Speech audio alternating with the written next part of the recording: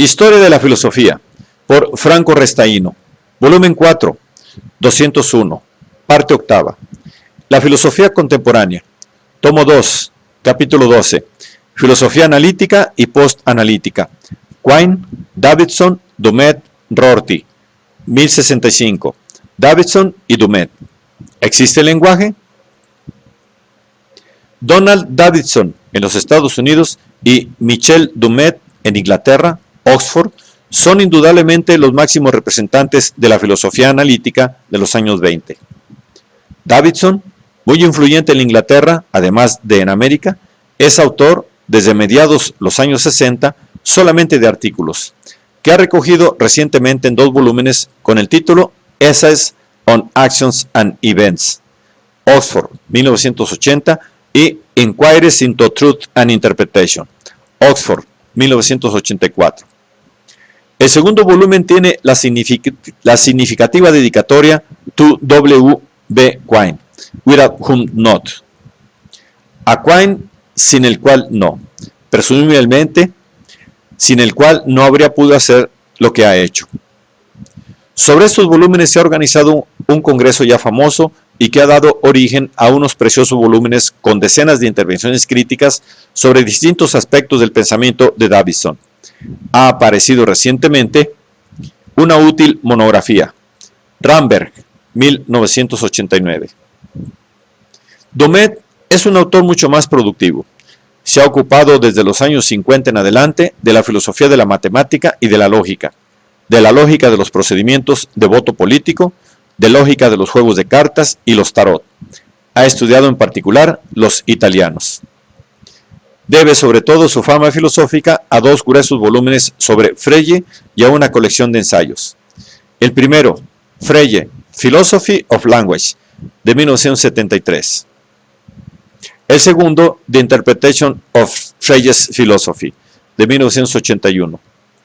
En ambos toma en consideración no solo el pensamiento de Frege, proponiendo una interpretación que ha tenido mucha influencia, sino también numerosas propuestas lógicas y filosóficas recientes del área angloamericana. La colección de ensayos, publicada en 1978, tiene como título Truth and Other Enigmas. Recientemente ha expuesto sus ideas fundamentales sobre Frege y la filosofía analítica en el volumen de 1988 titulado The Origins of Analytical Philosophy. Bolonia, 1990. Dumet se ha alineado abiertamente tanto contra el positivismo lógico, también en sus figuras disidentes como Goodman y Quine, como contra la filosofía del lenguaje ordinario. En Oxford, donde enseña, ha elaborado la alternativa a esta filosofía. Estos 2 filones, que en los últimos años de la década de los 50 han sido dominantes respectivamente en los Estados Unidos y en la Gran Bretaña, según Dumet, han traicionado la inspiración originaria de la filosofía analítica. Una inspiración originaria que no debe buscar ni en Russell, ni en el primer Wittgenstein, ni en Moore, sino en Frege. Esta es la tesis de fondo de Dumet, abundantemente argumentada en los volúmenes sobre Frege y continuada en aquella especie de manifiesto filosófico representado por el ensayo de 1975. ¿Puede la filosofía analítica ser sistemática? ¿Y es justo que lo sea? A las 2 preguntas del título, Dumet da respuestas positivas. La filosofía analítica puede ser sistemática si se retoma correctamente el discurso iniciado por Frege. Y es justo que sea sistemática porque solamente retomando aquel discurso se puede construir una filosofía válida. Las condiciones para retomar el discurso de Frege, que ha sentado las bases para el único modo en que se puede construir una filosofía válida, es decir, una filosofía del lenguaje, son para Dumet el abandono de las pretensiones del positivismo lógico, asimilar la filosofía a las ciencias y de la filosofía del lenguaje ordinario, reducir la filosofía a una psicología lingüística. Estas condiciones, afirma Dumet, se están produciendo sea porque se asiste a un acercamiento entre 2 filones de la tradición analítica debido a modificaciones internas a cada uno de ellos, sea porque se está tomando conocimiento del significado efectivo del giro radical realizado por Frege en el campo de la reflexión filosófica general. El giro efectuado por Frege es el que ha dado origen a una filosofía del lenguaje, que constituye el fundamento para todo el resto de la filosofía. Resumiendo de manera lapidaria la contribución fundamental y radical de Frege a la filosofía contemporánea, Dummett escribe que solo con Frege se ha tenido finalmente un reconocimiento del objeto propio de la filosofía. Esto es, se ha reconocido, en primer lugar, que el objeto de la filosofía es el análisis de la estructura del pensamiento y, en segundo lugar, que el sentido del pensamiento debe mantenerse claramente distinto del estudio del proceso psicológico del pensar. En fin, se ha reconocido que el único método apropiado para el análisis del pensamiento consiste en el análisis del lenguaje. Si esta es la línea señalada por Frege, ¿cuál es, para Dummett, la tarea actual de la filosofía del lenguaje? Es decir, de la filosofía analítica. La respuesta de Dummett es que la tarea más urgente de dicha filosofía es la de elaborar y construir una teoría sistemática del significado, esto es, una explicación sistemática del funcionamiento del lenguaje. No hay nada casual, en efecto, en el funcionamiento del lenguaje, como quieren hacer creer, con motivos distintos, el último Wittgenstein con la tesis de los juegos lingüísticos o Quine con la tesis de los estímulos significados, u otros. En realidad, según Dummett, todos estos autores suponen, de hecho, que cada hablante tiene una comprensión implícita de un cierto número de principios generales que gobiernan el uso de las palabras del lenguaje en los enunciados. Sí, entonces, existen tales principios generales de los cuales todo hablante tiene una comprensión implícita y que sirven para conferir a las palabras del lenguaje los distintos significados. Es difícil ver cómo pueda darse ningún obstáculo para hacerlos explícitos. Y una explicitación de tales principios, cuya implícita comprensión constituye el dominio del lenguaje, sería precisamente una teoría del significado para aquel lenguaje. Es bastante clara, creemos, la distancia entre estas tesis de Dummett y las de un Quine o de un Wittgenstein, que es repetidamente criticado en este ensayo. Dummett asociaba a la reivindicación de la posición de Frege en la interpretación propuesta por él, posiciones filosóficas que desembocan en un antirrealismo, basado en la prioridad dada al lenguaje y al pensamiento más que a la realidad. A las certezas de Dummett, Davidson responde invitando a la cautela y a la individuación de distintas posibilidades de llegar a la verdad o a las verdades.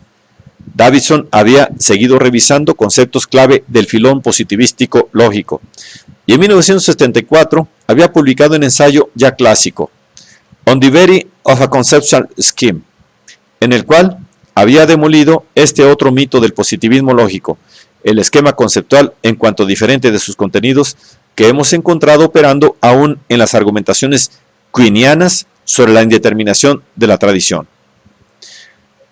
Había intervenido además sobre la temática de la mente-cuerpo con el importante ensayo Mental Events de 1979, en el cual había indicado una vía que evitara un materialismo fiscalístico demasiado crudo, pero sin recaer en formas tradicionales de dualismo. Había afrontado, en numerosos artículos, temáticas comunes a los debates de la filosofía analítica de aquellos decenios. Había escrito, por ejemplo, cosas muy originales sobre la lógica y los contenidos de la metáfora. En 1977, Davidson publica un ensayo con afirmaciones filosóficas de carácter muy general, y se puede pensar que uno de sus objetivos fuera el de dar una respuesta a las propuestas teóricas y metodológicas de Dummett. El ensayo lleva el título de The Method of Truth in Metaphysics.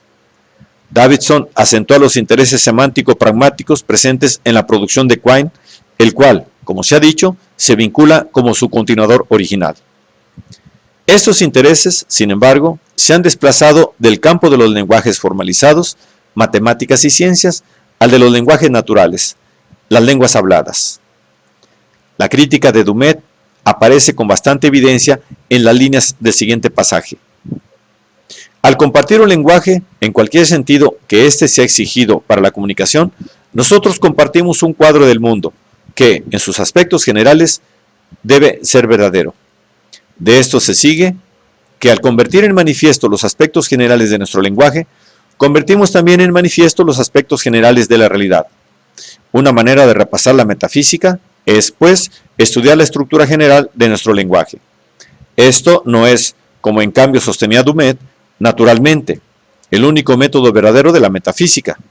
No existe ninguno que sea así, pero es un método y ha sido practicado por filósofos tan distantes en periodos y doctrinas como Platón, Aristóteles, Hume, Kant, Russell, Frege, Wittgenstein, Carnap, Quine y Strawson, y no como sostenía Dumet, solo por Frege.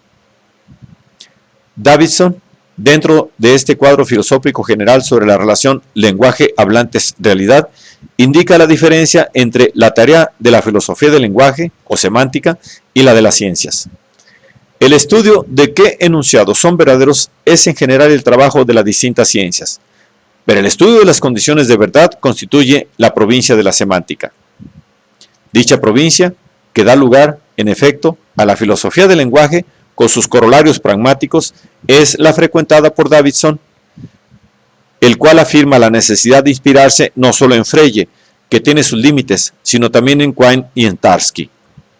Ciertamente, reconoce Davidson, Frege ha visto la importancia de dar una explicación de cómo la verdad de un enunciado depende de los aspectos semánticos de sus partes, y ha indicado a este propósito métodos de trabajo hoy muy practicados, pero no ha concebido la idea de una teoría formal total de la verdad para el lenguaje como un todo. Se ha visto obligado a considerar los enunciados como una especie de nombres, el nombre de un valor de verdad, mientras en el lenguaje los enunciados operan de modo y con finalidades diferentes. Quine ha ido más allá de Frege, según Davidson, cuando ha mostrado cómo una aproximación holística al problema de comprender un lenguaje proporciona el necesario fundamento empírico para aquella comprensión. Su límite es el haber privilegiado los lenguajes formalizados y se ha ocupado de los naturales con una actitud correctiva o mejorativa. Es a estos, en cambio, donde se dirige el interés de Davidson, que se inspira para su programa de trabajo en la semántica de Tarski, una teoría de la verdad para los lenguajes formalizados, intentando desarrollarla y aplicarla en el análisis de los lenguajes naturales. En efecto, para estas últimas, la actitud no puede ser igual a la que se adopta frente a los lenguajes formalizados. Acercándonos a los lenguajes naturales, afirma Davidson, debemos ser conscientes del hecho de que una teoría de la verdad debe relativizar la verdad de un enunciado a las circunstancias de su enunciación. Este es un punto clave que llevará a Davidson muy lejos. Lejos de sostener la existencia de principios generales comunes al lenguaje, como afirmaba con gran seguridad Dumet, Davidson habla explícitamente de relativización a las circunstancias de uso y por lo tanto de la necesidad de una integración pragmática de su semántica de los lenguajes naturales. ¿Dónde ha conducido a Davidson este discurso de la relativización? Podemos verlo en un artículo muy importante, convertido ya en un clásico de la reciente filosofía analítica, a través del cual podemos ver también la reacción de Dumet. Como afirmará este último, la posición de Davidson es comparable en el libro de Lógico, L. Carroll, Alicia a través del espejo, a la figura de Humpty Dumpty, mientras que Dumet es comparable a la figura de Alicia. Tanto en el ensayo de Davidson, A Nice Derangement of Epitaphs, el título hace referencia a un malapropos, o sea, una frase dicha, sin quererlo, en lugar de otra que en cambio sí se quería decir. En este caso, A Nice Arrangement of Epithets, como en la crítica de Dumet. A Nice Derangement of Epithets son comments on Davidson and Hacking, o en el trabajo de J. Hacking al cual se refiere Dumet, The Parody of Conversation. Aparecen en la parte final de un grueso volumen publicado en 1986 y dedicado a los escritos lógico-filosóficos de Davidson. Davidson examina el caso concreto de una conversación entre personas, partiendo de la posibilidad de los malapropos o lapsus o deslices verbales involuntarios entre hablante y oyente. Propone interpretar la práctica lingüístico-coloquial como el resultado de un trenzado difícilmente desenredable entre dos niveles, el que define como prior theory. El primer nivel, aquí esquematizamos al máximo, es el de las reglas, por así decir, precedentes, o sea, reconocidas por ambos interlocutores. El segundo nivel es el de las reglas nuevas que se establecen arbitrariamente en cada momento en el hablar concreto. Naturalmente, Davidson está extremizando, como extremizaba Quine en el ejemplo de la traducción radical, en el que debemos pensar en la lectura de este ensayo. La situación que se crea es de un relativismo extremo, absoluto. Para el oyente, la teoría precedente, prior theory, expresa la manera en que él está preparando con antelación, para interpretar una frase del hablante, mientras que la teoría pasante, passing theory, es la manera en que él efectivamente interpreta la frase. Para el hablante, la teoría precedente es lo que él cree que es la teoría precedente del intérprete, mientras que su teoría pasante es la teoría que él pretende que sea utilizada por el intérprete. Del relativismo extremo que deriva, según el análisis davidsoniano de este ejemplo, se obtienen conclusiones radicalmente relativísticas, solipsísticas, escribirá Hawking, que llegan a negar la existencia del lenguaje, por lo menos como lo entienden los lingüistas y los filósofos. En efecto, la distinción entre los dos niveles o teorías, observa Davidson, destruye la explicación comúnmente aceptada de la competencia y comunicación lingüísticas. La conclusión general es la siguiente. Concluyo que no existe algo como el lenguaje. No existe si el lenguaje es algo parecido a aquello que muchos filósofos y lingüistas han supuesto. No existe, pues, una cosa de este tipo, que se aprende, se domina, o con la cual se nace. Estos verbos se refieren polémicamente a las principales filosofías del lenguaje de la tradición analítica. Debemos abandonar la idea de una estructura compartida, claramente definida, que aquellos que utilizan el lenguaje adquieren y después aplican según los casos. Dumet rechaza y critica de una manera muy argumentada, en su largo ensayo, esas conclusiones relativísticas radicales de Davidson, además de las argumentaciones que lo han conducido a ellas. En el puesto de las dos teorías propuestas por Davidson, Dumet propone otra articulación más compleja y realística de la naturaleza y estructura del lenguaje, que impide las conclusiones davidsonianas. Prior y passing podrían ser sustituidos por long range y short range, y una aproximación en tres niveles a esta problemática: lenguaje, teoría del significado, teoría del segundo orden, que aquí, dada su complejidad, ni siquiera podemos resumir. A continuación, refiriéndose al conocido libro de Carroll, Dumet propone asimilar, en su discusión, sus propias teorías del lenguaje y del significado, y las de Davidson a las posiciones relativas a Alicia y Humpty Dumpty. Una describe las palabras como significados vinculadores. Una describe las palabras como significados vehiculadores independientemente de los hablantes. Esta era la concepción a la cual se refería Alicia cuando dirigía sus objeciones a Humpty Dumpty. La descripción opuesta es la que estaba utilizando Humpty Dumpty. Sobre la base de esta, es el hablante quien asigna el significado a la palabra por medio de alguna operación mental interna. Davidson se encuentra en estas posiciones y ha llegado a ellas porque ha dado una importancia excesiva y exclusiva al hecho de que el lenguaje es un instrumento de comunicación, un error que deriva del último Wittgenstein, cuando no es solo esto. Es también un vehículo del pensamiento. Pero algo de Wittgenstein se puede salvar: la tesis de que el lenguaje no depende de cada uno de los hablantes, sino de los contextos de vida social en los que se utiliza.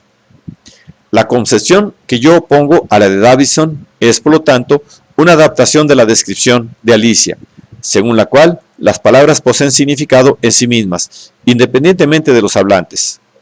Naturalmente, no los poseen intrínsecamente, y por lo tanto, independientemente de cualquier cosa que hagan los seres humanos. Los poseen en virtud de la pertenencia a un lenguaje y por lo tanto en virtud de la existencia de una práctica social. Pero los poseen independientemente de cada hablante particular. Así pues, existe el lenguaje y también existen los lenguajes, expresión de prácticas sociales y no de realidades metafísicas. Se los aprende y se los domina, escribe agudamente Dumet, igual que se hace con la natación. Pero la puesta al día y el refinamiento por parte de Davidson de la concepción de Humpty Dumpty son rechazados en cuanto nacen de errores y conducen a errores. La discusión sobre estos temas no se agota con Davidson y Dumet, pero constituye uno de los motivos conductores de toda la filosofía analítica en todo el curso de su avalación. Lo que interesa subrayar, quizás, es que las viejas barreras entre el filón positivístico lógico y el lenguaje ordinario en gran parte han caído y que hoy en cualquier caso sería difícil asignar un artículo de filosofía analítica a uno u otro filón.